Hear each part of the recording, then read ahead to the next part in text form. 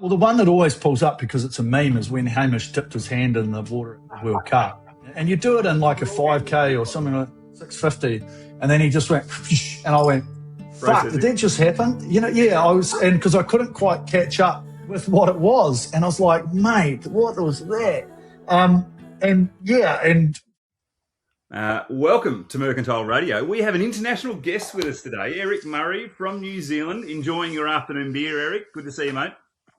Yeah, Drew. Very good to be here, actually. I keep running in over your podcast, and I saw you had Dono on here and Jimmy, and I'm like, mate, okay, hang on. Let's reach out because you probably need some talent, And I thought, well, I'll probably be one that could put my hand up for that. I don't know.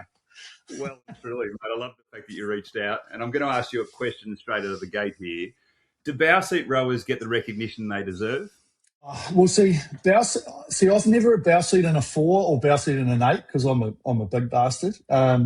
So I would say that the guys in the 4s and the 8 definitely probably don't get the recognition they deserve because it can make or break you in a rowing crew if you've got a very good bow seat, especially in the 4s and the 8s. In the pairs, the bow seat is probably the make or break because, you have someone that's fighting with a stroke seat and it's just never going to go. I've rowed a lot of pairs with people that have been horrific. But then I've rowed with some people as well that it goes very well. And I don't know whether that's me or them or just the synergy or, between the two people. But it is an interesting space to be because there's probably jumping even further forward than where we need to go. When we actually dive deep into what we were doing, with Hamish and I'm behind him the whole time. That's the difference between a bow seat and anything else, because if you're trying to get in front of the boat and you're trying to get on top of it and trying to probably produce the same power as everybody else, you're just putting lateral force on the boat and you're slowing it down. And so a good bow person has probably some very nice feel, patience in the take-up, which allows you to have a nice rhythm and a straight boat that doesn't fishtail down the track. But also, yes, they do have a lot of effect on that balance and whatever else with the rhythm for whatever bloody reason. It is an interesting space to be. I've rowed both sides. I can scull. I've done a limp and then bow side, then back to stroke side, and then stayed on bow side after that.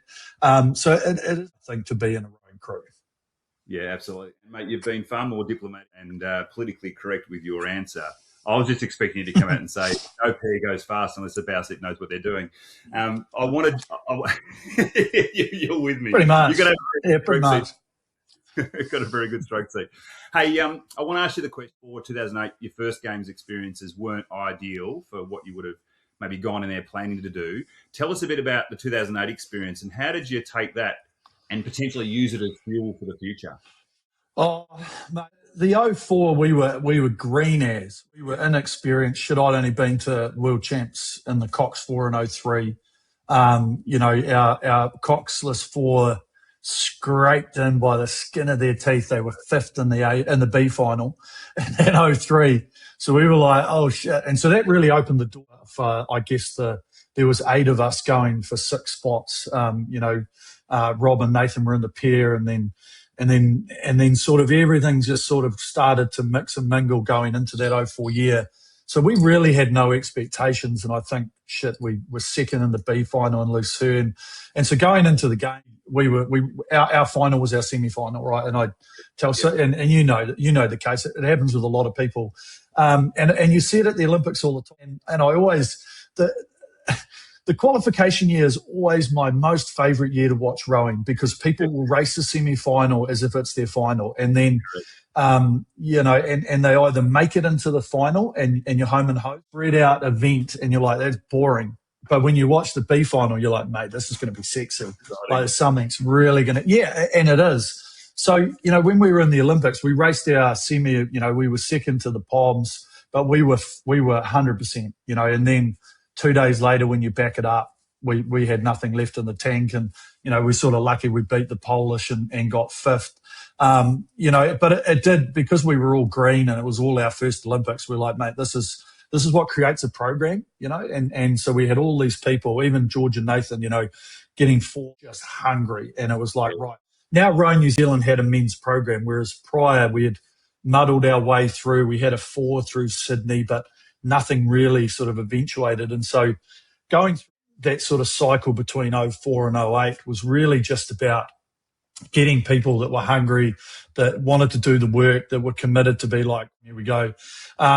The 08 situation, like, fuck, it's such a long story because, you know, like we had Chris Nielsen who came in as our coach, right? After, and we'd had Brett Crow, great coach. But for whatever reason, you know, he left for Tassie and Chris Nielsen came in. And I remember the very first row, we rode for about 2 minutes, stopped us. Goes, what the fuck are you doing? And he goes, you guys are working so hard. He's like, why are you working so hard? But the New Zealand philosophy, from what we were sort of brought up with, was just work hard, you know, just try and push it as hard as you can every time. And he was like, you guys, just no fear, no synergy with the boats, you know. And so we started to develop a bit more of a feel with the boat and a process about, you know, what does make the boat go faster. And we started to create some good movement. And I feel that we were unlucky in 06 because we had a dead heat in that semi-final, you know, and the bullshit rules that FISA had at the time. We had to go and have a re-race with the Americans, lost to them by a foot in that. And then we were dejected, screwed. So we were third in the B final, screw that. They got fourth. You know, so if we'd had a 7-lane final, can you imagine what it would have been like? You know, it would have been whatever. But then in the 07 year, like we had James Dellinger came into our boat and we had just clicked, you know, right from that word go. I remember at trials, they just put us in the 4, bang, righto. Just found better speed, found how to race, learned how to do it, spent a month in Lingeries, just south of Munich, before the World Champs. And, you know, we went on to win the World Champs. But, mate, there was 3 weeks there where we were just on a bender because it was a beer festival and the town just greeted us with open arms. And I'm like, you put a beer in my hand and I'm not leaving till it's finished, right? And so that time was amazing. But, you know, and we went in to Lucerne and we'd had success in Amsterdam. You know, we were the first ones to beat the British for like 23 races in the 4 in Lucerne. You know, I ended up getting third in Lucerne because everyone had figured out like how we race. You know, we just had this blistering last 500. So when the World Champs came around, we were able to put it all together. You know, we stayed in touch. We didn't have a fast start, stayed in touch in the middle. And it was like, if we got a length with 500 to go, that was us. We were going to win. And so, you know, winning that was awesome. But the problem... there was a couple of things, like Hamish got hit by a truck when we were cycling, you know, and he broke his scapula and collarbone and we were out of the boat for ages. And then when we got back in, it was okay, but it felt the same. But of course, I think everyone else had sort of moved on a little bit. And so by the time, you know, World Cups came around, we were floundering 4th and 5th. And we thought we'd found some speed because we went and trained in Penrith while everybody was back here in New Zealand in the freezing cold. And, you know, Rob and Nathan were in the double and our times prognostically were pretty good. And we got over there in the first race where, you know, we just lost to the Dutch in the heat. And then, of course, second semi-final comes around and we 4th. Yeah. You know, there's a point there I was like, please let someone's boat be underweight, you know, or just something, you know, because everything's out of your control. You know, going no final. You know, we won the B final as a Dutch were in there. Italians were in there, so you got 1, 2, and 3 from the year before, not even in the final, you know, and it's not very heard of. But of course, that's us, you know, and then, you know, Pond's gone to win. Aussies, you know, they could have, I think they were a bit unlucky. Don't know. They probably just, you know, they'd had a fantastic year, especially coming from a crew that was never. And so for us coming out of that, I'm done. Well, not fully done. But I was like, I'm going to take a break and came back from the games. I was working for Kiwi rowing skiffs that used to be here, you know, Kerrs. Did you ever own a Kerrs? Yeah. So, yeah. And so I was running that for the guy that was there, you know, and we were doing things. And then Hamish basically just approached me and said, you want to go on the pier? And give you a little bit of backstory about the pier. In 2007, 2008 in January, we have the Cambridge Town Cup, which is the biggest regatta that we have here, and most of the schools are there, all the clubs are there. I think Carl was sick or something, and so we raced the pair against George and Nathan. We gave them a fucking hiding. It was about 9 or 10 seconds. We whipped over Carapiro flat water about 6:20:21, and everyone was like, and Hamish and I hardly ever got to train in the pair because we were so quick. And so but when James and I were in the pair and Carl and Hamish were in the pair, mate, she side by side. It was great. Yeah. Great training for a 4, right? And so he sort of just knocked on the door and said, look, Dick and they want to put a quad together with Nathan and Joe and a few others. He's like, but I'm just not feeling it. Do you want to be in the pair? And I was like, I'm only training by myself. I'm working. I need some cash, lost funding. So I said, look, I'll train every morning, but I'm going to jump on the rower and the bike in the afternoon and do my own thing. And Row New Zealand agreed to it. And then Dick, got us. And then we went to the trials, which is end of March, and we whipped down Carapiro at 6:17. And I remember the media guy coming out, this guy, Richard Gee, who's a Pommy guy, used to do some stuff with Great Britain, come out. And he was like, I said, because they don't give you the times. And he was like, mate, that's fast. He goes, I'm not going to tell you, it's 6:17. And he goes, don't say anything that, anyone that I've told you. And I was like, and I knew it was quick. It paced off the lightweight double and we stayed in front of the heavy double, quite a distance given, we had I think it was an 8-second head start or whatever at the time. And so basically from that point, it was like, the pair's going to be where we can go. And I sort of shelved work a little bit because I knew that, here we've got an opportunity. And that's basically the way that it started, out of dejection of, 1 year being super stoked you've won the world champs, to then be sitting on the finish line, going, dreams over, to then finding, having a little bit of a mental break and saying, well, do I take destiny into my own hands a little bit? And it is like that to a degree with, and I'm sure it's the same in a lot of programs where you've just got to find, if you feel there's a space where you need to be, like you need to fit in, you still got to prove yourself. But I'm going to do my own thing and go away. I'm still going to train hard. I know what I need to do. And that was really the culmination of that break and just figuring a few things out. And that was where the Kiwi pair started. Yeah, it's amazing line of questioning, twofold, 2 stories. So remember the great race, the Gallagher Great Race, and we had the Australian 8 and your 8. And I remember being there, returning from, back in, and it had Hamish in it. And I remember Chris Nielsen making a comment out in front of the boat sheds one day going, this guy Hamish has a great rhythm. We've got a great squad building. That was his remark. So we always knew you guys were coming and getting stronger and stronger as a squad.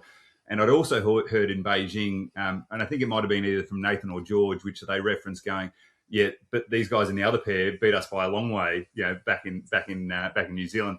So we always knew you were going to go to the pair. We always felt you were going to go to the pair, and that was a great option. But to hear that journey and story, the reason why I asked that line of questioning is I think for a lot of athletes, when they hear the story of you guys and in the pair, it's almost like this overnight success, but it wasn't. My interpretation was always that you guys had worked at it for so long. And for you in particular, you'd had 2 games experiences to get there. So tell us, what do you think the success was for you and Hamish? Why did it work? Because when you looked like you were paddling, it wasn't always looking like it was exactly the same thing, and personalities were different. And I'm an advocate for difference. Why do you think you guys were so fast? I think one of the reasons it was so fast is that, and Hamish joked about it one time, we did quite a bit of public speaking and stuff together.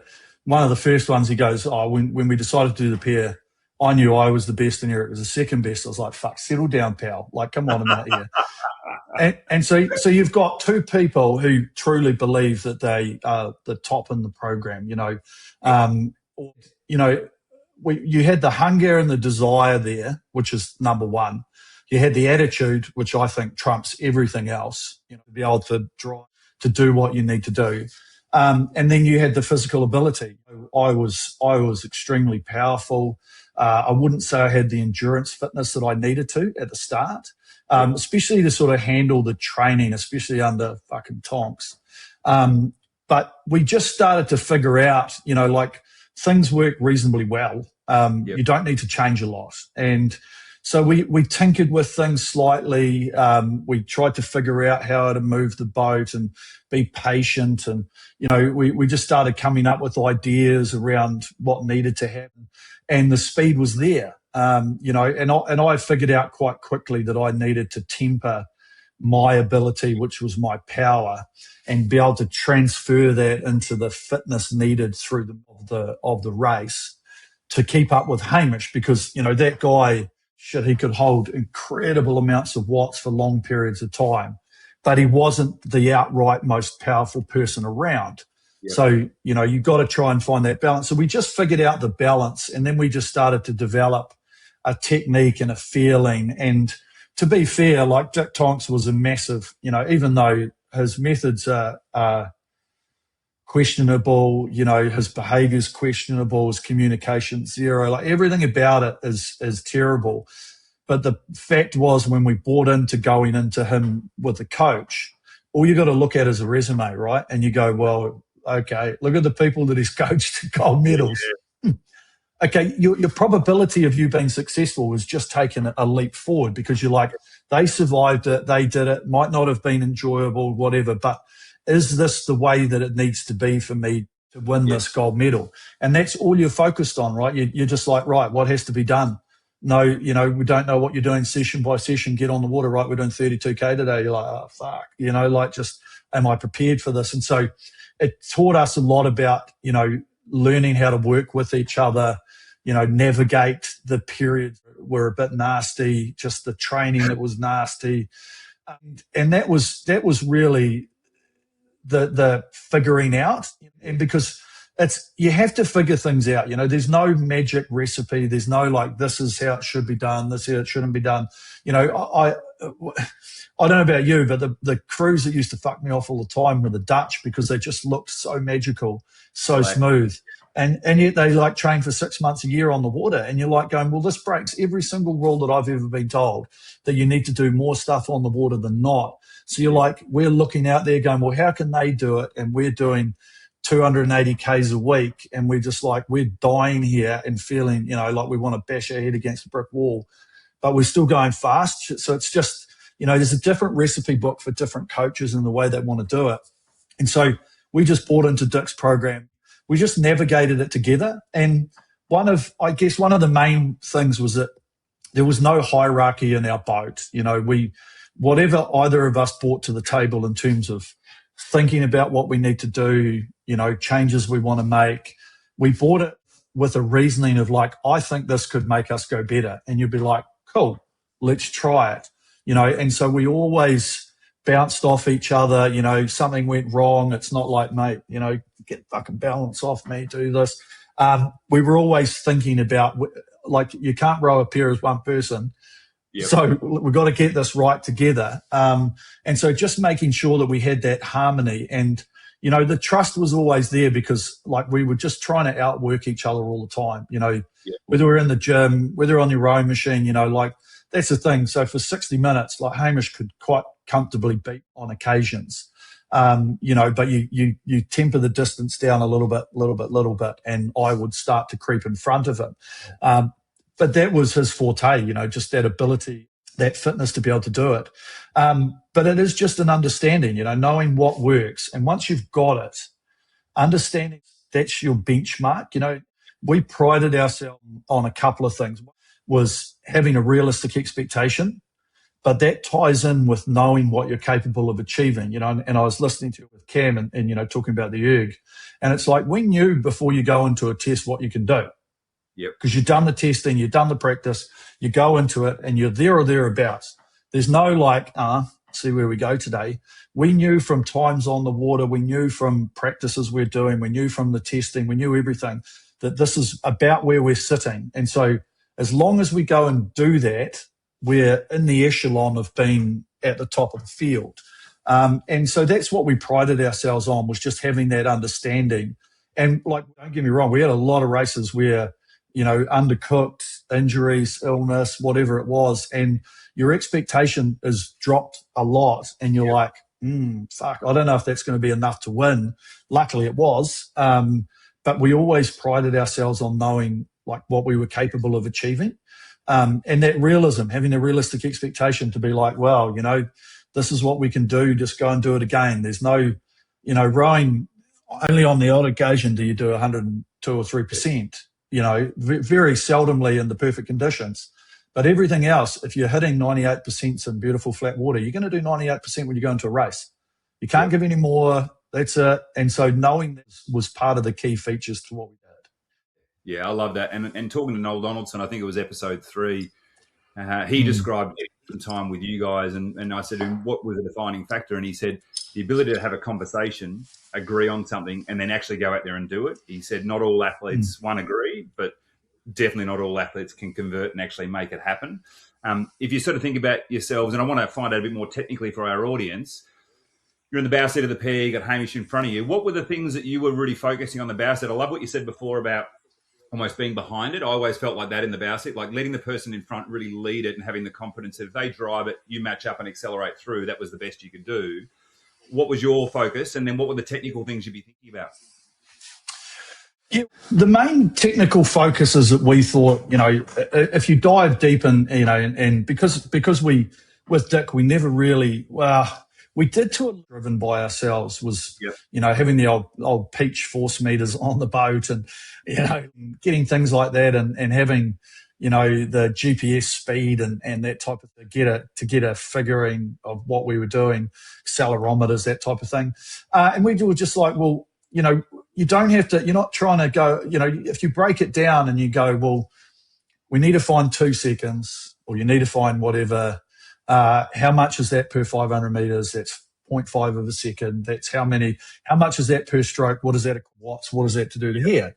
And then breaking it down, going, well, why are we going now to fucking start so quick? And then fading, So part of it, like the technical side of it, noise is wasting your energy, right? Yep. So as smooth as you can be, whatever. Now, we were still quite aggressive in terms of trying to produce the power, and Hamish, he sort of trained around anywhere from 87 to 89 kilograms. So, and I was always, I trained around 100, maybe a bit over it, and then I'd get to about 98. I think 97 was probably the lowest weight that I raced at. Yep. So, of course, you got 10 kgs discrepancy, and I've got a meter and 1.3 leverage. Mate, she's going sideways all day. And it is. And so it's just about, we start, what your boat's moving, why are we slowing down into the front? Why aren't we just letting it zip along? And it was sort of around in 2011 when your voice memo came out, and we were just like, fuck, this is everything we've been trying to do. Just really out there in terms of vocabulary and someone explaining it. And we were trying to tell Dick, and he was just like, and we're just like, mate, like, what are you doing? And so we just realized, that you've got a limited amount of energy. You've got a limited amount, like if you do too much strength, you can't be fit. You do too much fitness, you can't be strong. Trying to weigh up all of these things. But we just realized that, like, you're just trying to lever the boat past the blade, Noise is wasted, wash is wasted. Let the physics do its job. If you release any tension of your hands that catch or drops in the water, you get to the finish, and just before the finish, why aren't you letting go of the blade? Why are you still trying to hold it on any longer? And if you actually look back on some footage of Hamish racing, mate, he's probably 6 inches in front of the body. And of course, it's against everything anyone ever tells you. You've got to hold this on as long as you can. And we were like, but you look at the force curve, mate, we're nearly bottomed off. So why are we still trying to hold anything on? We're using 5 watts of energy there where we could be using it earlier in the thing. So a lot of our things just came about, and realizing that what you're trying to do in a boat is the same as what you do on a rowing machine. And that's why we spend a lot of time on the rowing machine. You get it up to speed. The only thing that's slowing it down is you. Yeah. So if you can learn how to tap it along and try and maintain this pace, because if you lose speed, you've got to bring it back up again. And so if you bring it back up again, like, how do you hold it? And where does that energy come from? So everything was just around, like, patience, not rushing any part of the stroke.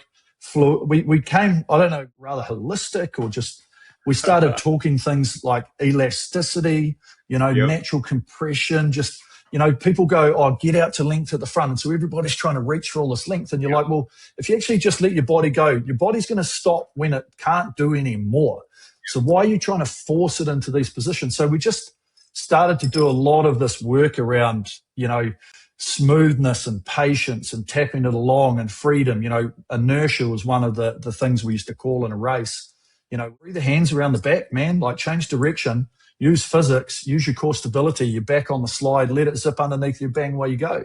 And so it was just all around these things that, everybody's like, and we dropped a whole lot of stuff like we're going to do, we're going to focus on power tens here, we're going to focus on a push here, we're going to focus on this.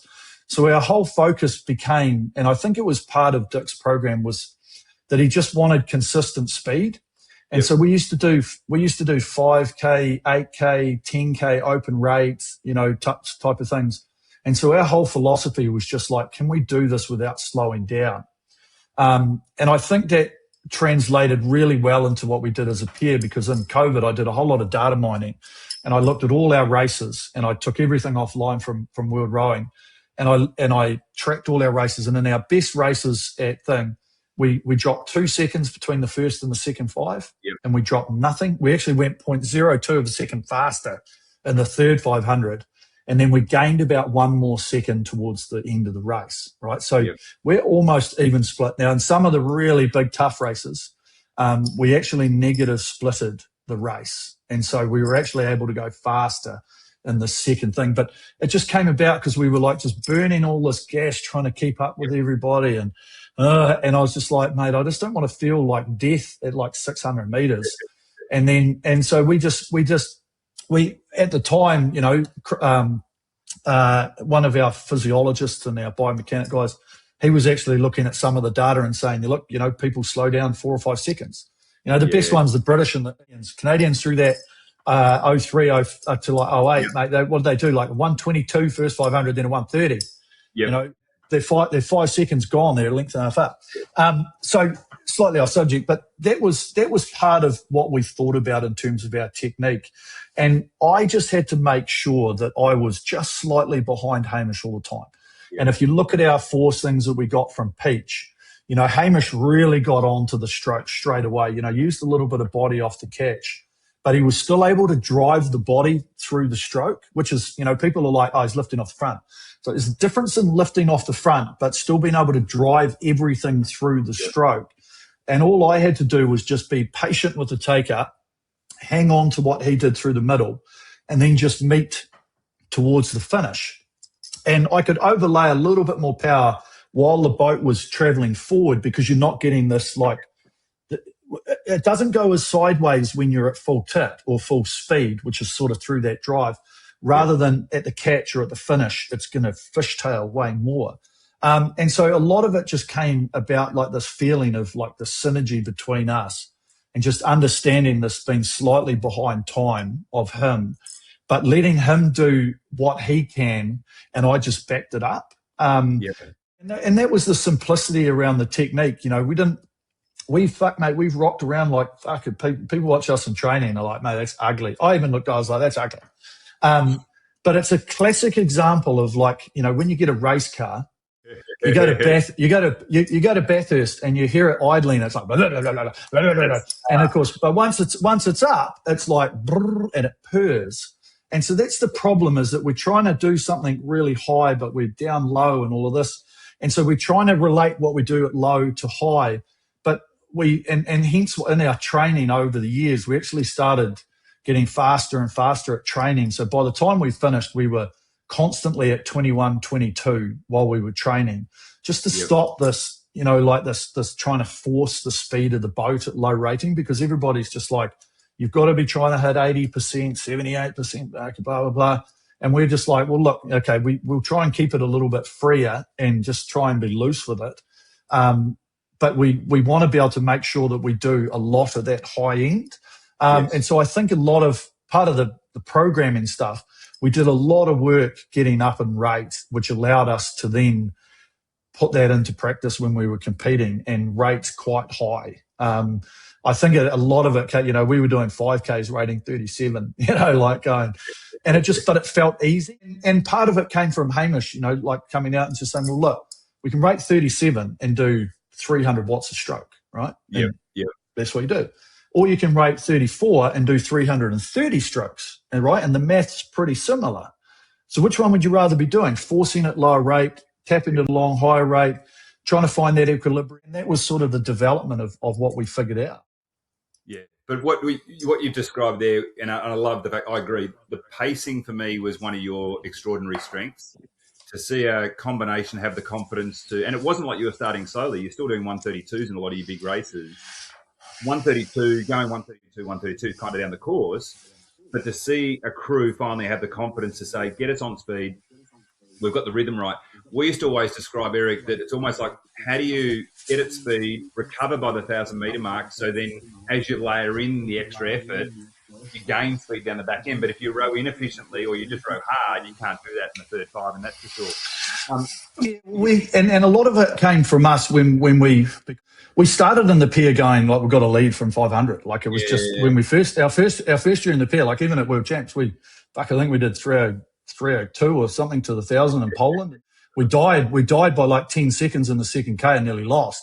But it was just sort of like figuring out, like, when we are at this high rate, just trying to bring these words or descriptions which we need to put into the equation, and so we used to call things like stride, trying to think about, like, how long can you make it, tap, clean. Every word that we described was something that obviously means a big sentence, because you ain't got no time to have no conversation and discussion.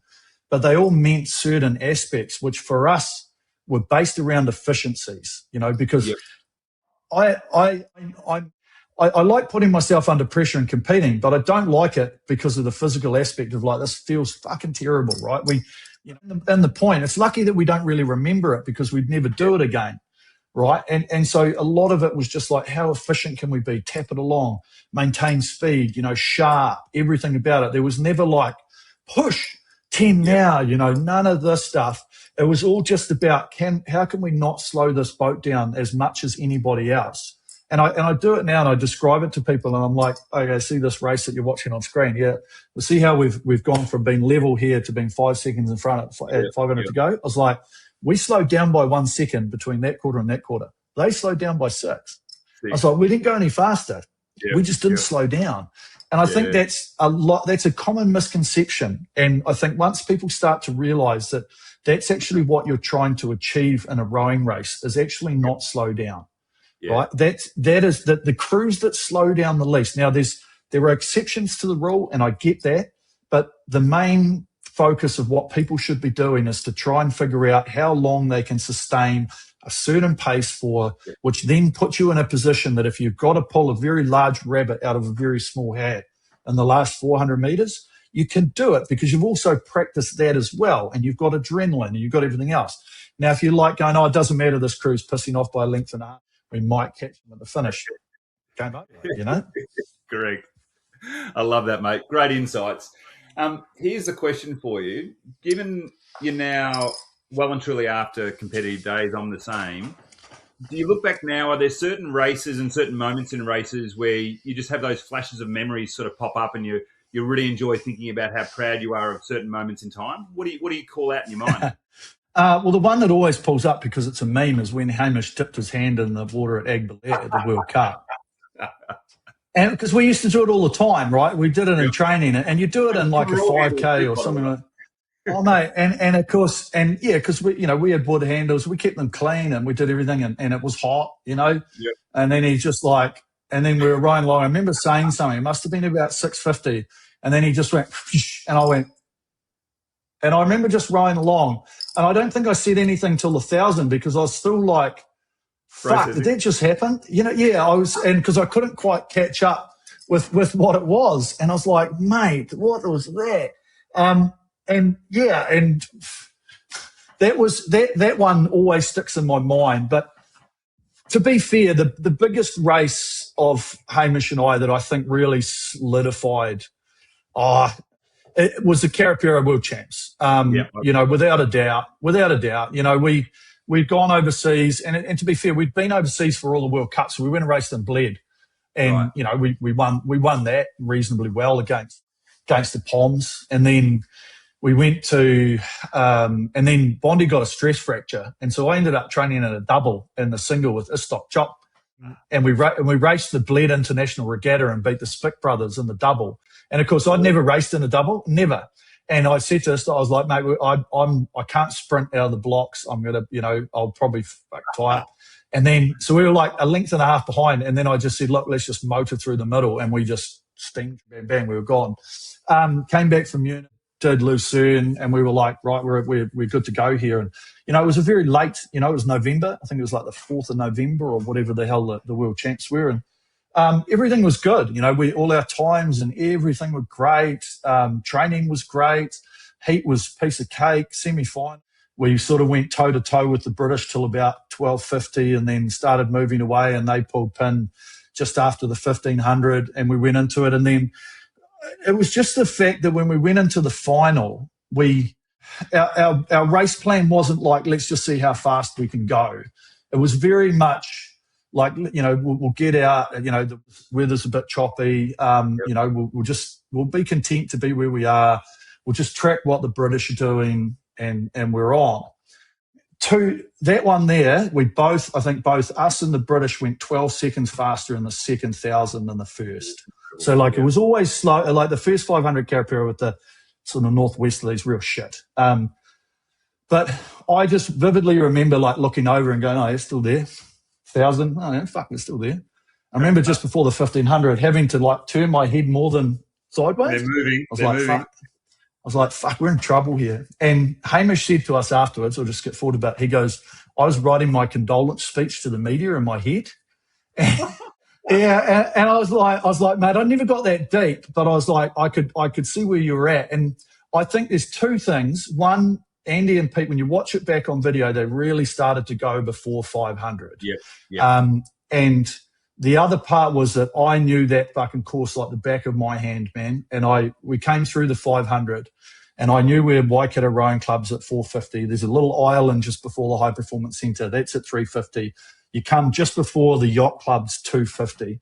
And so I remember just starting to call. Because Hamish, you could see him getting a bit titchy having a look. And I was just like, hold. And I was like, and then I just started saying up. I was like, Fred up. And then we started going, and then we started getting the speed. I think because they went early, but we were still holding really good pace. Yeah. We were always never going to lose contact with them. And then, of course, we went with 350 to go. We went full tit. And so by the time we hit 250, we were at full speed. And I just like Nathan and Nathan Cohen, Joe Sullivan, because we used to do sprint finishes against those guys. And you know how blistering fast they were.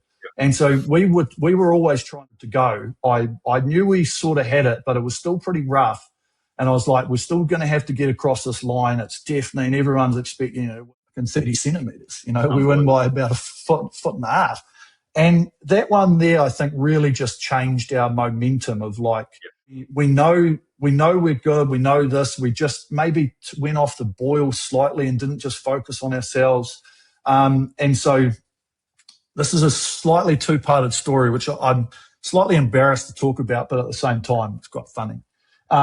You know, I had huge respect for the British because, you know, the top two guys in the team, Pete and Ed, love fucking racing against it, mate. Any time I could just, it was like unleashing Hamish, right? You just take off the leash and that guy, like a dog at a bone, he going. And so they went to, I think it might have been Banyolas, and they, you know, raced there, and then they never came to Hamburg because they had a coli scare or whatever it was in 11.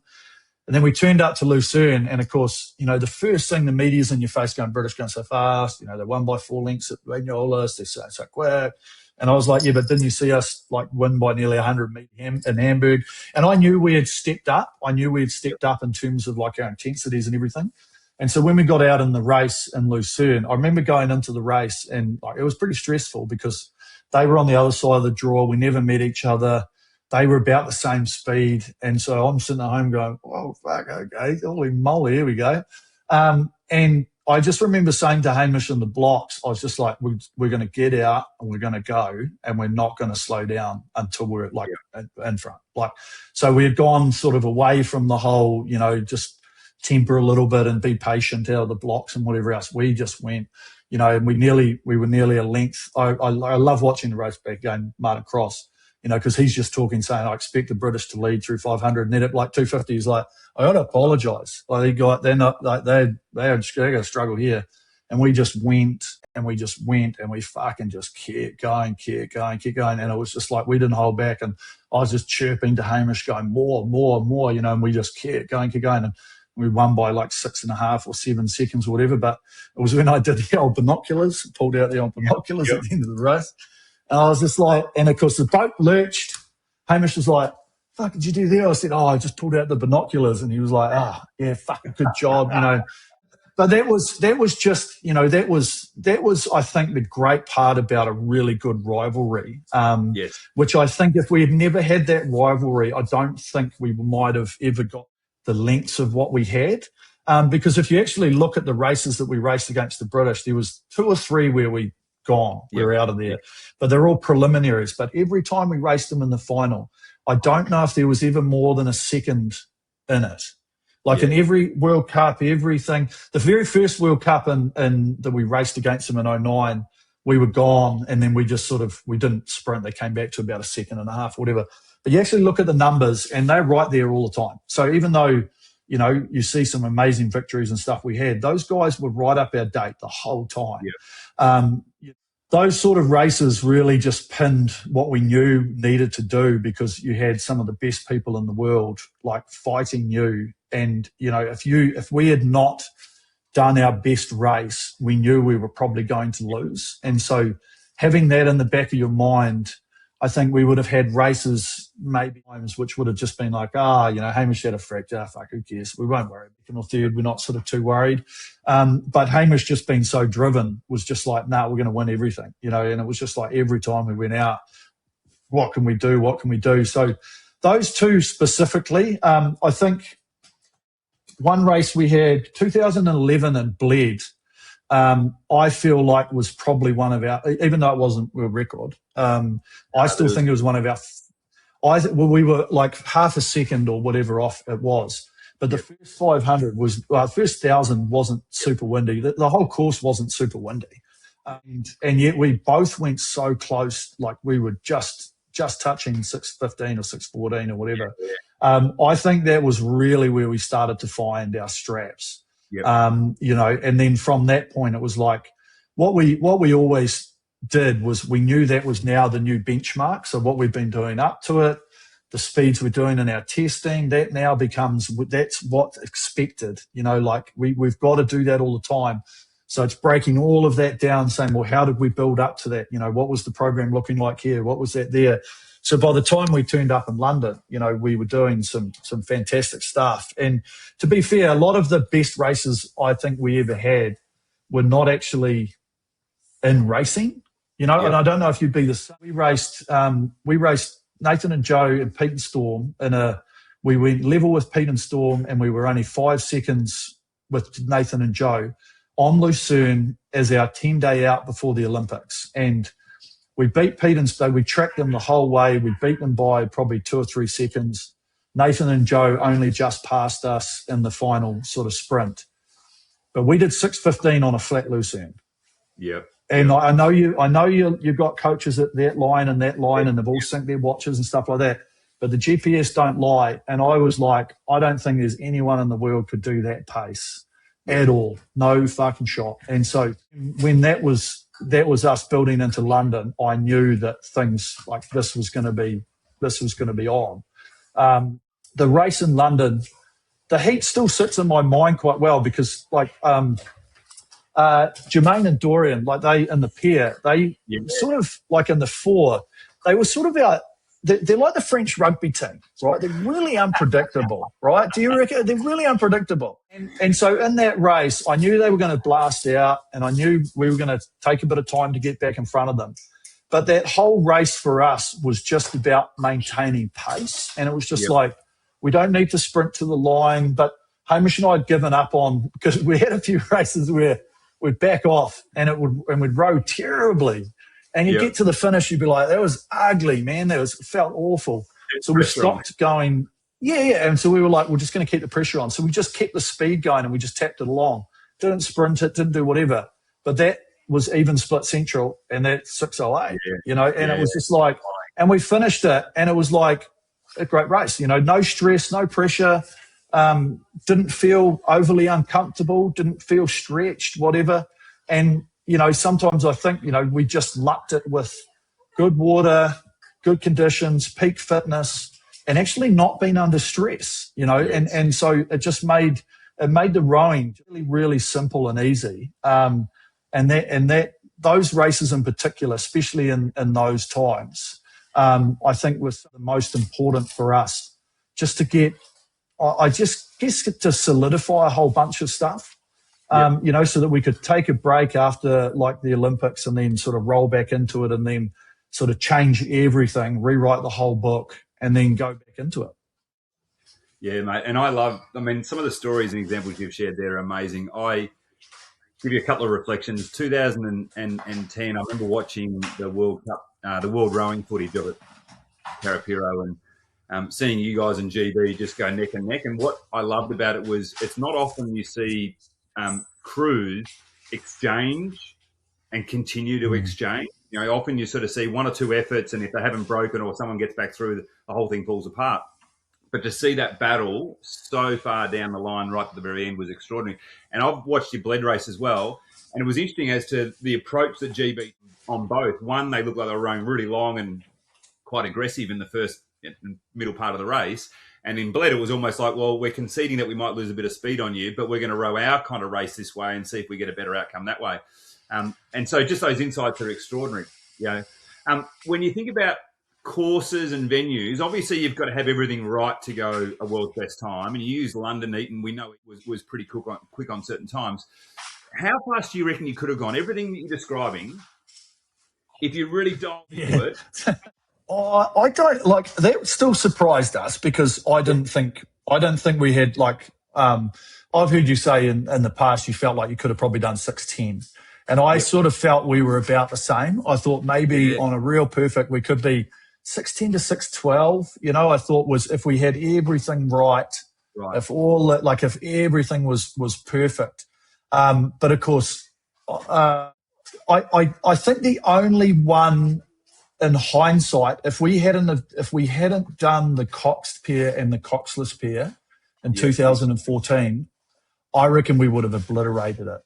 I truly believe we'd be under 6.6. I think we might have been even closer to 6.04. But because we took on the double up and the conditions were perfect. Like, mate, I watched the video. We dropped like a fucking stone out of the first 250. And it was because when we were biking down to the lake, we just raced Hamish has always, got a bit of bounce in his step. And he was just like lagging along. And I'm like, you're right. He's like, legs are a bit heavy today. And I was like, well, I'm not going to tell you mine are the same because, I'm meant to be here as the motivation. And so we knew we were going to be slightly undercooked or overcooked, so to speak. But I sort of knew that as long as we just did what our forte was, which was hold speed in the middle of the race, that we would be fine. And going into the last 5, I think we knew we had a sniff of doing a really good time. But of course, we tried, as I say, we tried to lift the rate. We tried to go faster and we went slower. So maybe if we just kept the length and tried to hold it out, maybe we would have equaled the time. But of course, 6:09 still phenomenal after doubling up in a thing, and doing a 6:33 in the Cox beer. That was a funny one. It's a real fun because we always tried to find a way to in the program, and we sat down with Noel in 2014. And we had the meeting at the start of, after the trials, and they're like, you're going all the formalities, blah, blah, blah. And Hamish was like, I want to do the Coxless pair at Worlds. And I was like, oof, okay, fuck. And so, and Noel's like, I've looked at the program. we're not racing twice in any day, so it should be fine. And I was like, well, okay. And, so I emailed Rayner, God bless his soul, and I said, hey, look, we need an Empacker Cox pair. And I said, look, can you keep this confidential? That lost confidentiality real fast. We had people asking us real quick, going, you go down and double up. All right. And so then we turned up in Switzerland, and Caleb was in doing the under 23s in the 8. And so we went down to the I went down to the Aldi or whatever it's in the thing and bought 2 25 kg bags of sand, and we strapped them together, and that was Caleb. And we just sort of were like, well, we'll just see how it goes. We can always drop it. Doesn't really matter. Yep. And we soon started to realise, all these people were like talking about this Cox pair, truck drivers event, baby, you got to be big and strong and all this. And we just took the same philosophy into it. That was like, why are we trying to muscle this fucker along? Like, let's just get it moving and then let's go. And so even like in the final, we 137 first 500, and then we did a 135. Because you've got to have that time. You've got to understand like what it does to get up to speed and how much energy you want to burn and whatever else. So, that was a really sort of interesting year for us, just to like find something to break up. I wouldn't say the monotony, but just sort of try and find something rather than like we're just going in the pair. We're going to follow the same thing as every time. We're going to do this. They didn't want us to go to Henley, blah, blah, blah. And so it was just like a really good way to like have a refresher. And then obviously you got qualification year. So that's like, we've got to be pretty serious here. And that qualification year, slightly just skipping back a little bit from your story, we trained here. We didn't go overseas for as long. We only went to the last World Cup. And we turned up, and we'd been having a real heavy load. We stayed in New Zealand like definitely a week too long. It was freezing cold. And we got over there and like we won Lucerne, but it was a bit average. And we'd actually got, new carbon riggers and a new button from Empacker. And Hamish just hated it. He's like, nah, backstore, fuck this. And so we rang up Rayner and we're like, have you still got can you deliver it to us in Switzerland? So we got the boat. And then honestly, without a word of a lie, the first row, Hamish was like, this is it, mate. This is it. Didn't like that boat. Same boat, stiffer riggers, didn't work for him, and I was like, it feels a bit more like jittery, but nothing else. Is that carbon aluminium riggers? Yeah, carbon versus aluminium. So when we raced, the boat that we raced, and the same happened in 2016 when we turned up, was that they gave us new riggers in this new boat, and we were going to race it at Lucerne, and then it was going to get shipped to Rio. We trained in it, and we were like, don't like it. We were like, can you give us the boat from 2013? And he's like, yeah, we've still got it. And so we sent that to Rio and used that, and it felt so much better. But that 2014 year, because we had sort of come over uncooked, everybody's like, oh, they're not going that well, whatever. Once we started getting back into the groove and just like acclimatizing to Europe and getting our speed back from doing, like we did a really hard block of training, when we got into that final, the first races I wouldn't say we were conservative, but we were just racing nice structured races. Yep. And then when we got on the final, it was just like, right, let's just hold the speed. And then 500 we're in front, 1,000 we're nearly a length, 1,500 we're fucking miles gone, and then it's another 7-second victory at like 6:15, on flat water. Yeah. And it was just like, well, we're there, we've stayed where we needed to with our benchmark. And that was, as I say, that was I think what we prided ourselves on the most was we raised the benchmark, and then we just realized that we had to stay there, because if any crew that raises a benchmark, everybody else has to chase. I'm getting you. Yeah. And we don't want to have to go back down and chase our own selves. We want to be like, well, what did we do to get to this point, and how can we continue staying there? And that was the way. Mate, absolutely love it. And we had a very similar philosophy, particularly with James and then into Dunks, which was always setting our benchmarks at a standard we didn't think anyone else was going after. And so that kept us engaged, but it also kept us really accountable. So here's my provocative question for you. What do you reckon it'll take a pair to go under 6 minutes? Oh, shit. I don't. Technology, conditions, and the right athletes. And because, you're historically, to a degree, but you wouldn't say that your peers are your biggest and strongest guys in a program, right? Generally, you've got some big guys that know how to do it, that type of thing, but you don't have your two monsters on the rowing machine that then go out onto the out onto the water. But if you could, you'd be right there. But it's all physiology, because trying to maintain, like you think about it, trying to maintain a 130 pace in a pair, take 20 something years ago, people trying to hold 130 pace in a four. Like 20, 25 years, it was, it was like that was a good time, flat water, maybe we'll break 554. Now you're like, Jesus, can a peer do it? I don't know. I think maybe the technology, but of course, I think FISA does a good job because, everything's reasonably restrictive, so we don't get into an arms race, America's Cup job. You'd have to have the physiology of the athletes, and you just have to be so efficient on the right conditions. So that you get it up to speed and you just do not slow it down. And I couldn't tell you of a single race where I can't remember us like tapping in a bit of water here and, just a little bit messy with a finish here or there. Nothing ever just went, mate, I felt like we flew down that track. So I'm not sure if it could ever be done. I hope it is done. But you're going to need those three aspects for sure. Yeah, I agree. The one I've been problem solving in my mind is I think there's a gearing challenge. I think if a double and a pair are similar sort of hulls, Croatians have been below 6 minutes in the double. Okay, take two athletes here. So you go to gearing, but then it becomes how can they row efficiently at that speed? And as you say, and that's the physiology, because you all you've got to do is get this maths and graph it and go, well, if we rate 40 and do 300 watts per stroke, where do we intersect? But then what if we could rate 42 at 290 watts? It actually means that you're technically doing faster, but then you got more effect on the boat. So where's that negative blah, blah, blah? So that's the thing. And it's like, what's hull design doing? And I'm just not in the game, but, if we really dive deep into it, you could make some pretty, hull designs, because all these guys that are sitting there, doing design and aerodynamics and water dynamics could be like, hey, I've got something that looks real weird, but mate, on paper, you go, wow, real good. So I don't know. I think that's something, that could happen, but you're just going to have to, as I say, like you can't.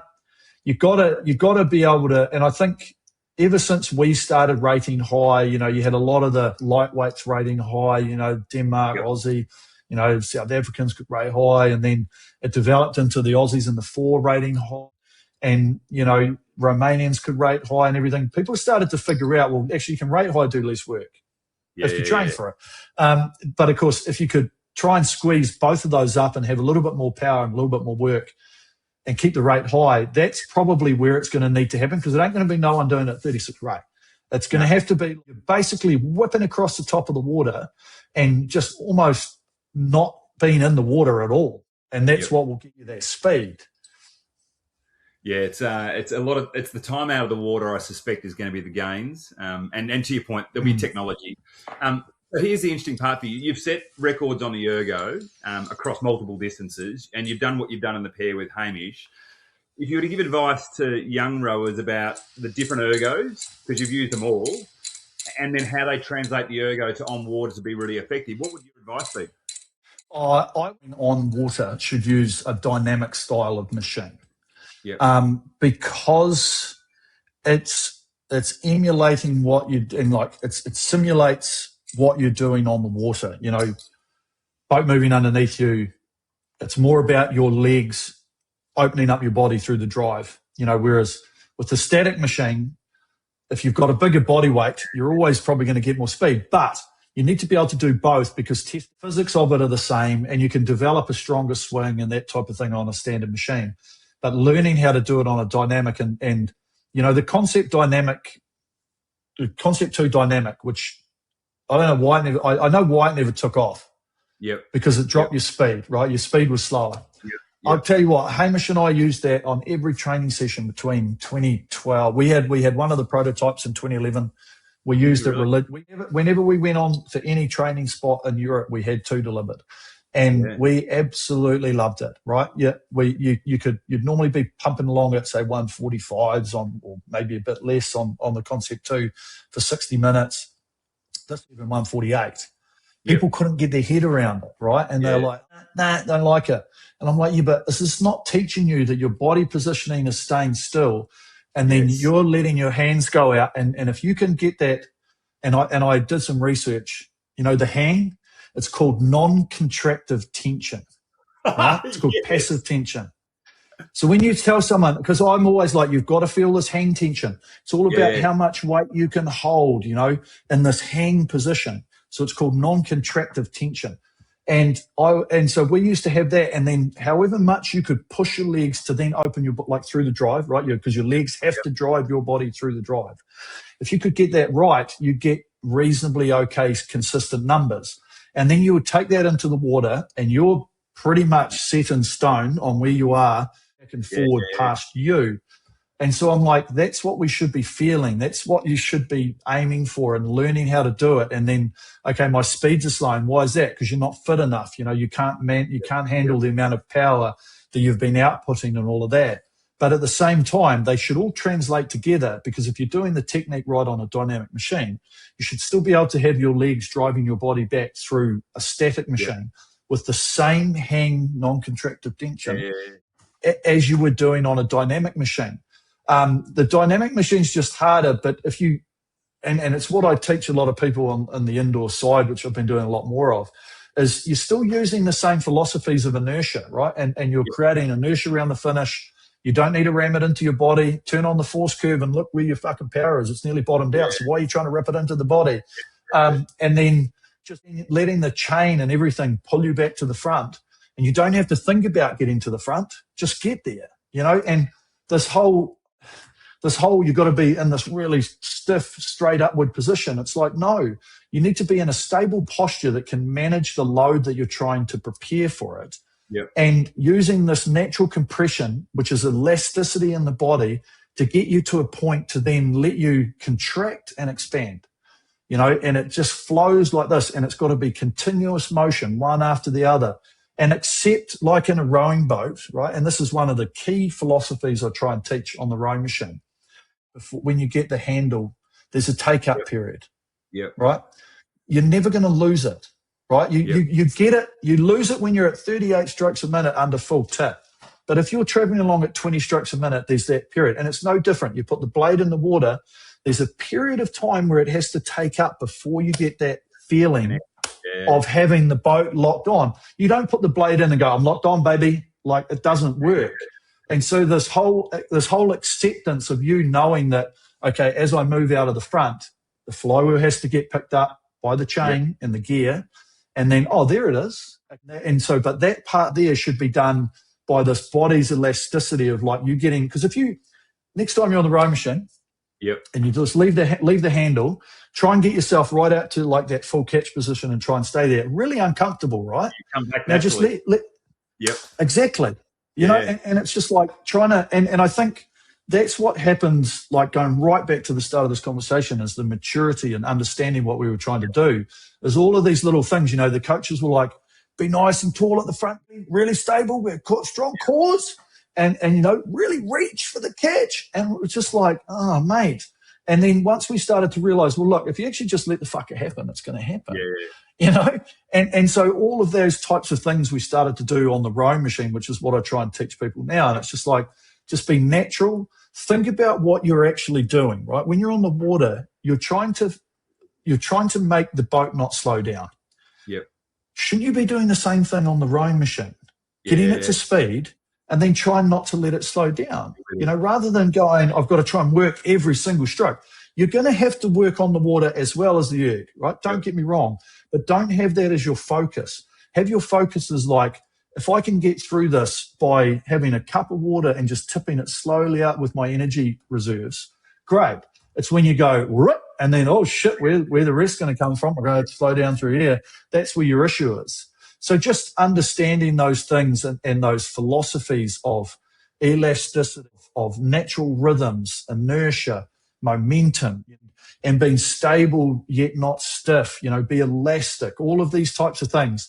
I think from all the rowers that I've seen, like yourself, like Jimmy, the Dutch, there's a whole range of people that I've seen over the years that just look about what they're doing. And it doesn't look forced. It doesn't look, it looks partial, like it just looks effortless. And you're just like, well, but hang on, I've been told to be in this really and I'll pick on the British because it's just their style, it was very much strong because they were strong. They were physically very strong and being able to do it. Just being able will help you develop as an athlete. And so that then you can figure things out as you go along, because someone's going to give you a book and go, this is how you should row. But unless you understand it yourself and try and those into practice, you're never really going to get it. And as you said earlier on, everyone thinks we just came from something, mate. We spent years pissing around, fucking bottom of finals here and there, till we started actually getting a more consistent figure of what we were trying to do. I love it. And what you've said about the movement pattern for me, I often challenge people and say, can you row without muscle effort? Can you row with the elasticity, leverage, momentum, body weight? And it's amazing when you have those conversations and you use an ergo example and you're chatting to someone and that you can see the light bulb starting to switch on, and it's almost like that leap of faith to go, actually, there's a way that I can move here that is actually efficient. You've shared that. When you're going for best test, we spoke to Josh Dunkley-Smith recently about his world record attempt. You've had a crack at a number of records where you've declared it, I'm sure, in your mind or into others around you. Any tips around what you've done to prepare that you can share with young athletes about really getting the best out of yourself when you've got a test and a selection test in particular? I'm after, the first one, the hour world record came about because Dick Tonks' morbid, psychopathic fucking way that he coached was the last session before Christmas. We'd go out for a row generally, then we'd come back in and he'd be like, all right, we're going to do an hour test. As hard out as you could. Straight out. Yeah, and then, basically, it's just full tip as fast as you can go, And so, of course, you're sitting there in the first couple of years and, Mahe, George, Nathan, everyone's there. And, of course, everyone's just like, right, we'll see where we can go. And it's not something you really have a go at.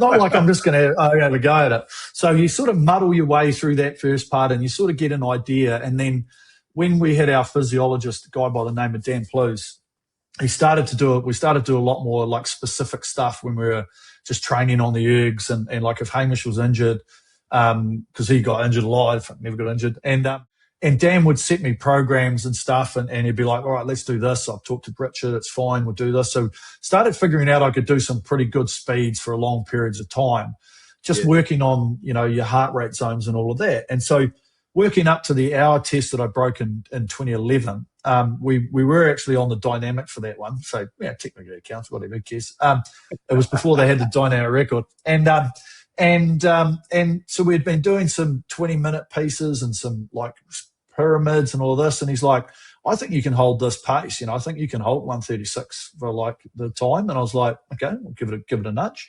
And so that's what we did, and the only thing was that we had a light day previously. And when I jumped on the machine, we had a plan of everything set out on a piece of paper that was beside the rowing machine. And after 10 minutes, my heart rate's at like 190. And I'm like, whoops, okay. But of course, I felt good. That's part of what I think athletes need to understand is that we try and work on all these heart rates. But if my heart rate's at 190 and I can still hold a conversation, is that a bad thing? Yep. If I'm still coherent and I'm not like maybe the heart rate's just trying to keep up with what I'm doing. So that one was the first one. And then we started, I think the second one that I did was, we'd been doing quite a bit of ergs because we had terrible weather in New Zealand for our training. So we did quite a lot of ergs. And then I think we were working towards something and I said to Dick, can we have a go at the 10K? Because Jean-Christophe Roland had the 10K, it was like 32 minutes. And I was like, it's pretty fucking quick, man. It's faster than most people do a 5K. Correct. And so we figured it out and we did some practice stuff. And Dan's like, look, you're going to have to hold 131 for 31 minutes. And I was like, okay. And so we did some practice stuff towards it. We did about 4 sessions over about 3 or 4 weeks.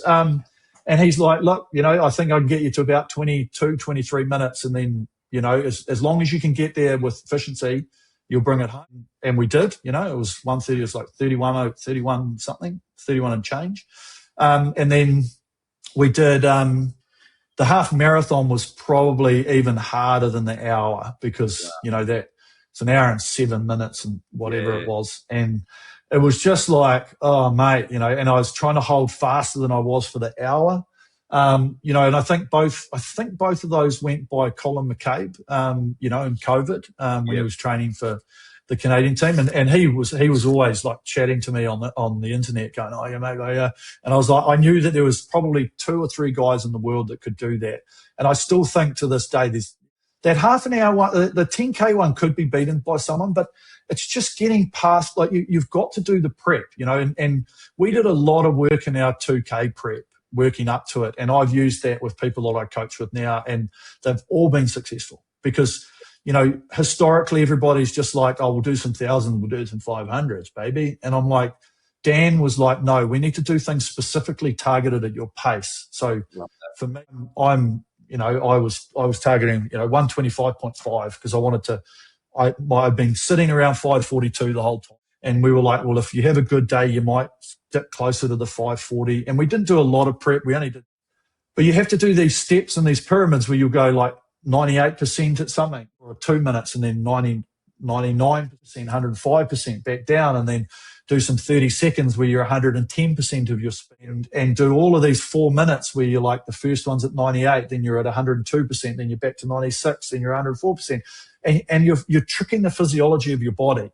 But at the same time, you have to be able to do it to be able to find your efficiencies under the certain stresses of your target, so that when you go into the test, you should be like, look, and the hardest part of my training program that I give to people, which gives you the complete, utter understanding of realistic expectation, is three 1,000 meter pieces with 2 minute break in between at 100%. Right. Yep. And so if you can do the first 1,000 and you're not, the whole thing is you don't sprint this out. You're on your pace from 5 strokes into it, baby, bang. And then all you're doing is just open the mouth, relax the face, find the way to tap it along. Good, boom. You get to the 1,000, you're like, that wasn't too bad. Now the break is actually what causes you to feel fatigued. So when you go into the next 1,000, you've got to break through the feeling and do it again. And you'll probably be pretty close, maybe a second or 2 off it. So you sit there and go, shit, you're trying to break 6 minutes, for example. You go, oh, shit, I just did 6:02 if you put those together. But now you've got to do the third one, right? And the third one's all about this. And it's all about, I'm going to die here, like I'm already pretty much dead. But if you can get it up to speed and then just remember the philosophies around what you're trying to do and tap it along. Now, if you can only drop maybe another 2 seconds, there's no reason why you can't put 2 of those together and hit that target that you've set yourself, that you've been working towards, right? So you've been working towards the 6 minute. And every single person that I've done it with, I did it with Finn Hamill, We've seen what he's done in the single and stuff. When he was trying to make the lightweight team for Tokyo and stuff like that, I was helping him with his erg time. I think he pushed under 6:10, might have done 6:08. Another guy was trying to break into the program in New Zealand, like he was on the outskirts, 6:43. And we just did these training things. But of course, those are the types of things that you need. And I just learned from being in 2 specifically like different programs with Dick, old school notebook, stopwatch, to being not Noel every day talking to the biomechanics, the physiologist, what's this doing, tracking all the stuff. So we came through the program of 2 completely different methodologies of what needed to be done. And I realized that one works not really great for the headspace. This one works probably even better if developed properly and done right. And that's why I truly believe that if you have a coach that has a very good relationship and really good working environment with a good physiologist, I think that that's where you find the most value in a program in any sort of sport. As you get those 2 people plus yourself, mate, you're in for a good ride. Well, mate, you've just led me to what I was thinking was, what's the optimal team? And I think I was going to ask you this question. I will ask you this question. So what are the qualities of the coach in the optimal team? And who else do you need around that table at the very core? And then what are the other layers out from there? Gee, full business diagram. Yeah, like you know, at the high end of the spectrum, at the elite side, you know, which is obviously what I spent most of my time in. Like, you need every ist you could possibly imagine. You know, psychologist, physiologist, massotherapist, physiotherapist. Everybody has their own little roles to play in like your development, but it's about everybody trying to get to the point of like, and what I use all the time when I'm coaching people is like, all I'm trying to do with you is find your potential with what we've currently got, right? With potential today. You know, if you do a test today, what's your potential? So where could we take this? What do we think it can be? I don't think you can go and squat 250 kgs in the gym, right? No, not going to happen. But we could get you to this point. So that's going to be your potential. The only way for you to get kettle of fish. So having all of those people to understand that. And now I think a good coach is somebody that can collaborate, but also like have the final say to a degree, you know. And with Noel, when he first came to the table and we were like, right, you know, great, what are we going to do? The greatest meeting of my life. Hey, Noel, he's like, hey, boys, right, how are we going to win you another gold medal? And I said, can we do less rowing? And he's like, sure. He goes, sure, but we're going to do more training. And so that's why, you know, and I know it gets splashed around online a lot, and I see the memes of it and everything else. Like, we only train once a day on the water from 2012 to 2016. We trained once a day on the water, and we did a little bit more on occasions just to tidy a few things up. But we did more effective training in that time than we did at any point in time in our career. Now, there ain't no, we're going for a cycle today. We'll go do, you know, 80K. Mate, she full banger. She full race central between me and Hamish. You know, and if I could keep up with him and he didn't drop me off the back, he would always give me some kudos and go, oh, I thought I was going to drop you there. And then he'd mountain range and fucking Switzerland somewhere. But the thing is, all he was trying to do was figure out how could I break Eric, you know, and of course, if I could keep up with him to a point, you know, I had his respect. And then when we did stuff on the erg, if I was like, right, we need to do some explosive stuff, we need to do some real heavy stuff. If he was right up there as well, I was like, mate, I feel like I'm number one in the world at the moment doing this sort of stuff, and I reckon you're number two. Yeah. You know, I don't think there's too many other people who could get there. And that was what created, I guess, you know, such a better environment for us to be able to work within the time constraints, with our changing lives. You know, I've got a young one on the ground. Hamish has got his partner. They're getting married. You know, shit's changing. Let's make sure that we can do the best with what you got.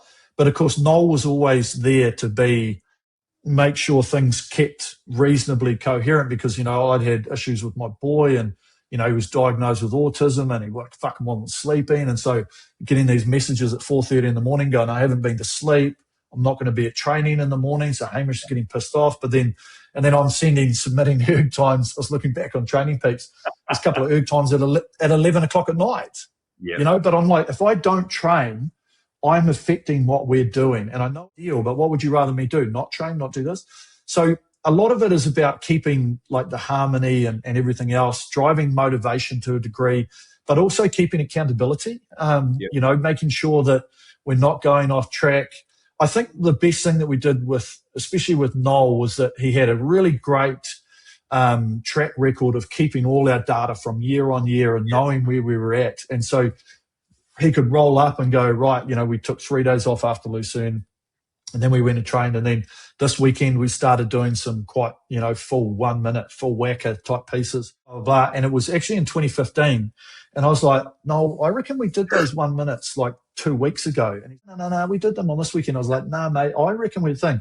So he looked back on his thing and he goes, no, you're right. And I was like, I knew we hadn't done what we need to yet. You know, having collaboration, but at the same time, the hard line in the sand needs to come with the coach, and they need to say yes or no, and keep everybody's environment with all the different personalities, you know, and he only really had to deal with, like, he's dealing with the men's aid on the other side, but, you know, having to deal with everybody in the crew with all their different ways, you know, and the way that we all tick and the way we prepare and what we do going into things and the way we manage stress and anxiety and everything else. You've got to have those people that can do it. And if you've got two athletes, and I always, you know, we were the product of a great structure of people. Yeah, and we were just like, well, what can we do to Eric and Hamish to try and push them, squeeze out that little bit more blood and sweat, and then we'll be in a good shape to win, which is why sometimes I feel a little bit bereaved is probably the term in a way, that the coaches don't really get the recognition. It's like, I remember Noel always saying that it was you two, you and I think it might have been Jimmy. He was like, no, that if we win, it's all us, and if we lose, it's all you. Yeah. And it is to a degree, but of course the coaches don't get the recognition because they're the ones there earlier than we are. They leave later than we do.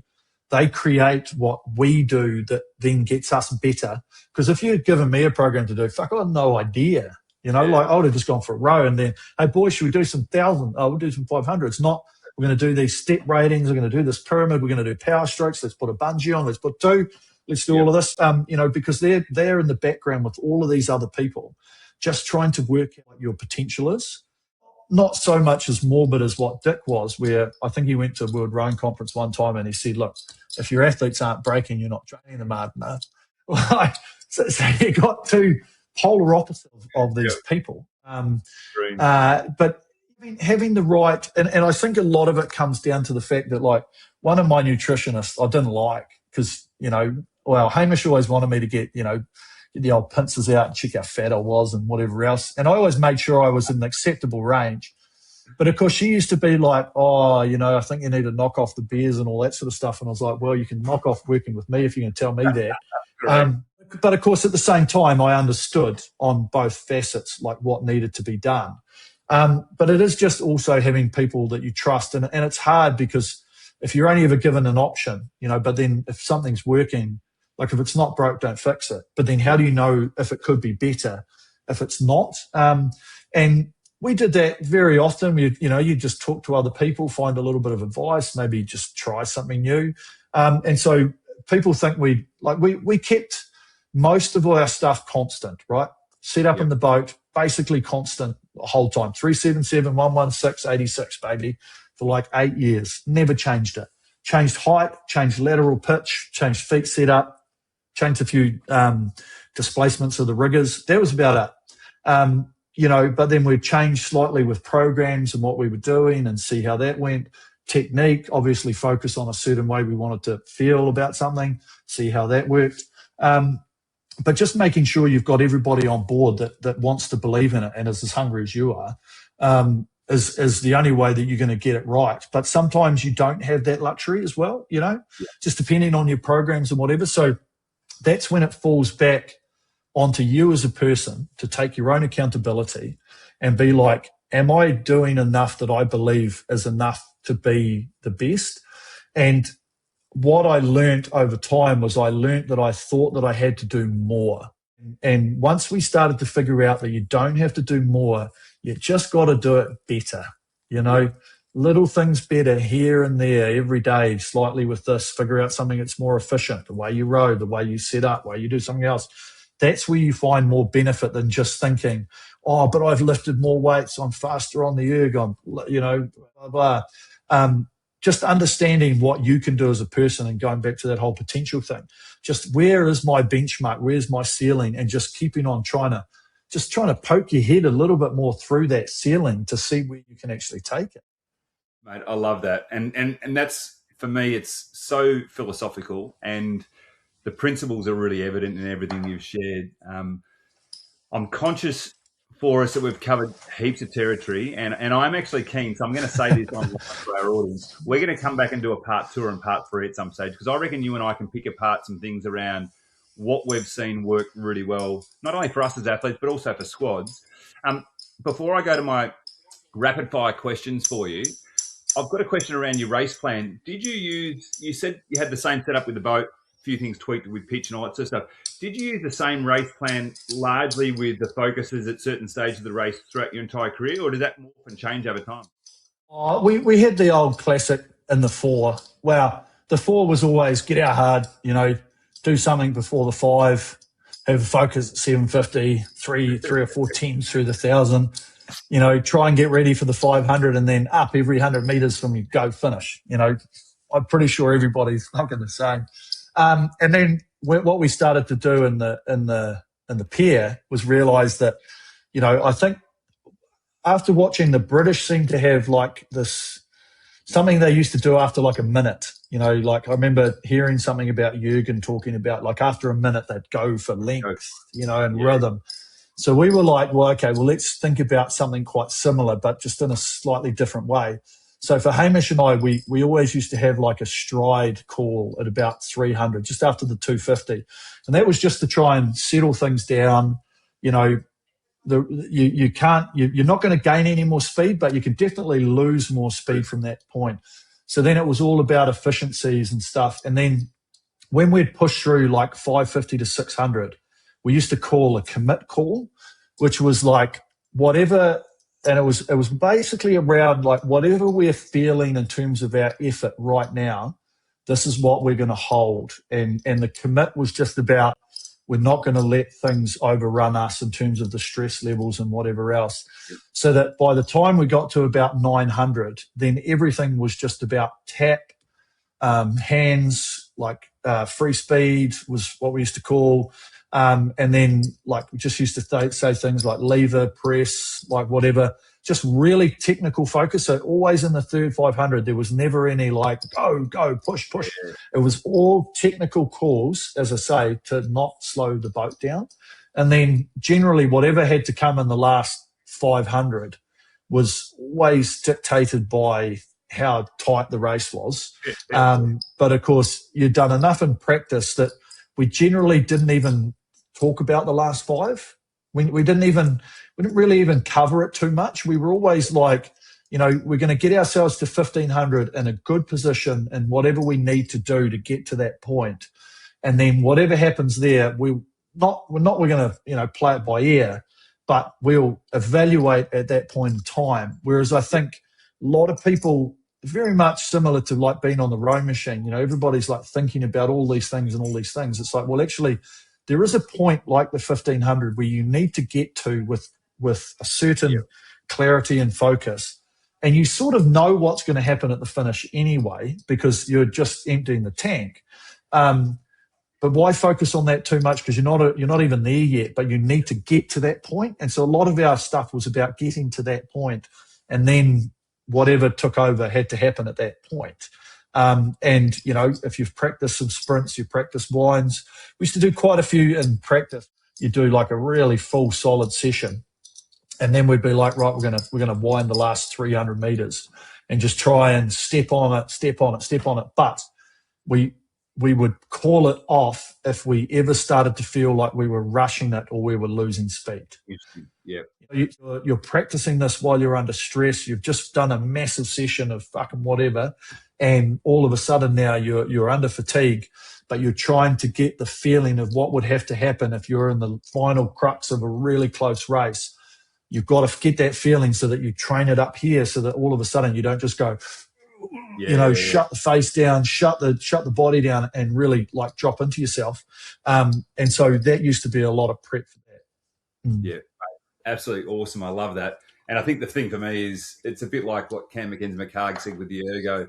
There should be no unknowns, right? You should have done everything you've done in training, so when you go out there and do the performance, you execute that. So let's finish off with some rapid-fire questions. And if you've listened to Mercantile Radio, you'll know about some of these ones. I'll start with the stock standard favourite racing course or venue. What would that be for you, and why? Oh, Lucerne all day. Lucerne, because I think it's one of the most fairest courses in the world. Because you generally got a tailwind, headwind, you never side winds. You probably play around with a little bit of wash. Finals are great because you got big breaks and whatever in between. And Mr. Pickwick's because you can get on the fucking terps afterwards, really.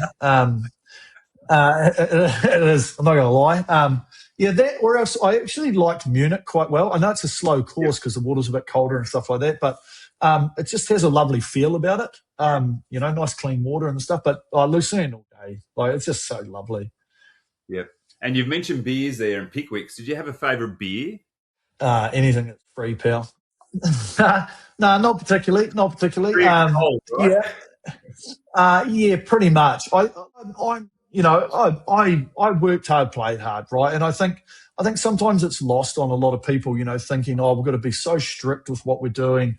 You can't have the fun and enjoyment. And you're like, look, you can do both as long as it's not affecting things, and it's like, so you could go round to your mate's place on a Saturday night, have 3 or 4 beers, feel a bit tipsy because you're fit as a fiddle, go home, and it's done absolutely nothing to you. Nothing. But this whole ideology of like, got to cut everything out, mate. I've got to be so strict. I've got to do this. Can't go have a pie. Can't have any chips. Can't do this. Fucking fallacy. Like, it's terrible. Like, you should be able to do these things. Like, obviously, you go and sink a dozen beers. That's a different kettle of fish altogether. But having this whole, like, I've got to cut everything out. I've got to be real strict with my bedtimes. I've got to do this. I've got to do that. You've got to be fluid, because at the end of the day, life's short, and why restrict yourself so hard to do this? If restricting it feels slightly negative, then just enjoying what you're doing. And so I was always work hard, play hard, baby. It was great. Love to hear that. Mate, it's like you're rowing back in the 80s and 70s, by the way. Favourite drill? Mate, we did bugger all drills, to be fair. Inside arm rowing, because you're just like paddling along. No, probably, to be fair, I think the one that changed, and I know that we did a lot in the 4. We did reasonably, we did quite a bit of square blade and stuff in the pair, but, the pair's so different because it's, trying to go outside arm square blade. Like, what are you doing it for? Just to show off that you can keep the balance. Who cares? So we didn't do a hell of a lot. We did a lot of building stuff, from the back and just getting a little bit of length and getting your elasticity. I think the one it is an exercise, and we learnt it with Chris Nelson when we were in the 4, and I think it's what made us find really good speed, was what we called builders. And it was building the speed of the boat, like sprinting, but building it with the intention of boat speed, not the intention of like trying to get rating. And so it was like, build a bit more boat speed, travel a bit quicker going forward, do it again, do it again, do it again, do it again, do it again, getting quicker and quicker and quicker. If you started feeling like you were forcing it, you just take it down, all right? And then you paddle for a bit, start building it again. The whole thing it was like, let's get, because what we normally do, and I still see it now, the coaches will be like, right, we're going to do 30 strokes at race pace. So everybody forces it into race pace, and then you're like forcing it along. If you can get it up to speed as efficiently as possible, now you're on this whole journey of not slowing the boat down, and you've figured out a way to get it there efficiently, and then you hold on to it. And so every time we'd be doing pieces with Dick or whatever else, and he's like, right, ready to build? You can learn over time to do it a little bit quicker and a little bit whatever. But we never just went, right, we're going to do 30 strokes. Bang, like we're going to jump on this boat. So the builders were part of what we decided to us in terms of finding that effective and efficient speed. So using that as part of a program, like whether you're in a 4 or an 8, whatever boat you're in, it's just learning actually all you've got to do is press a little bit more and move the body a bit quicker, move the hands a bit quicker, move the acceleration a bit quicker, do it again, bang, bang. And the rate will rise, but you haven't had to force it. And then obviously over time, now you're trying to do that motion a little bit quicker so that it doesn't take you 10 or 12 strokes to get up to it. But learning from an early age to build and build and build, and how easy it is to build, very similar than being on the row machine, rather than just going 1, 2, 3, bang into it. Actually, if you just move everything a bit quicker and a bit faster, you get there, takes slightly longer, but you get there and then you're like, fuck, I think I can hold this for way longer than I would be if I just smashed myself. So that would be my favorite drill, because I think it teaches you so much more about the sympathetic nature of what you need to be doing when you're at a high rate in a boat or on the rowing machine. Mate, absolutely love that. And I think, to finish off with that is awesome, because my favourite way of moving, was very much that way of how do you build, speed, build. Don't use much more effort or load in the hands than at rate 20, right? And so if you get it to 26 the first time, get it to 32, get it to 34, it's amazing how good your speeds are, but how sustainable they are once you're there, right? But this is what I think athletes need to understand, right? Is that if you're pulling 300 watts a stroke, right, and we'll just use it because it's a round number, at 20 strokes a minute, you get X speed.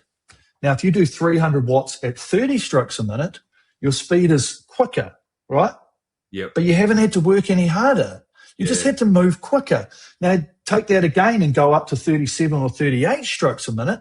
Now look at your speed and do the math, and you're like, holy shit, that relates really to a good high speed. But I actually haven't done any more physical work. I've had to do, the physicality comes from having to move quicker, faster and faster and faster. But your output, so to speak, hasn't changed. And that's what I find that we learned over time, was figuring out that I don't have to just try and jump on it and put all this power behind the oar. I actually just have to be more efficient and move faster, and it will slightly raise it, but it's not going to go from one stroke at 300 watts to the next stroke at 500 watts, because that's really doesn't, it's not how it works. And so learning and understanding those things and doing it on the rowing machine is the easiest thing. It's just looking at your watts, setting it, this is an exercise on the rowing machine, setting your watt target, and then just trying to hold the watt target, but just increase the speed of your rating. And all of a sudden, it's like, mate, like I know it's hard because it's going to go up in watts and stuff like that, but your actual output and energy shouldn't change dramatically. It's only the fact that you're doing it. And that's my take on it. Yeah, mate, absolutely love it. And, mate, it's been an absolute pleasure. I just think to hear your insights and story and journey, I don't think there's many athletes who I would look at, and this is recognition for you, who have had the career of consistent success, to hear with injuries and illnesses at certain times, but to what you and Hamish did in the pair, two different coaches, and to have success over such a period of time. Full credit to you. Mate, thanks for coming on Mercantile Radio. It's been an absolute pleasure, and thanks for your time. No, thanks, Bill. No, I love listening to all the stuff that you put in online. I think, I never really wanted to get into the coaching side of things, because I'm like, I was a fucking arsehole, right? I don't know how people coach me. I'll be like, that guy, Eric Murray, don't know about him. But then in saying that, now that this, the indoor space has got better, and, I'm starting to do a bit more coaching and that side of things on the flip side, it is lovely to actually see what you can give back to people. And I think it's what you've done very well, and a lot of your colleagues, and what we try and do is, I can't give someone the magic pill, and go, now you're going to be an Olympic champion. But I can tell you a few things that I learned along my way, which I have brought into the philosophies that could help you slightly quicker. Not going to make you win an Olympic gold medal in LA. Well, I don't think so. Like, if it does, great. Mate, come pat me on the back. But it can help you get an understanding of it quicker. And I think the understanding is what we need to do. And so, mate, it's always great to hear you chatting away, and we've always followed your journey. I was going to say, you just felt like you were just pre my time, but then you were sort of there or thereabouts. You came in and out. You did a great thing being able to jump into the program, have a break. I'll be back in the game, do this. And it was great to share the water with you, for sure. No worries. Thanks, Drew.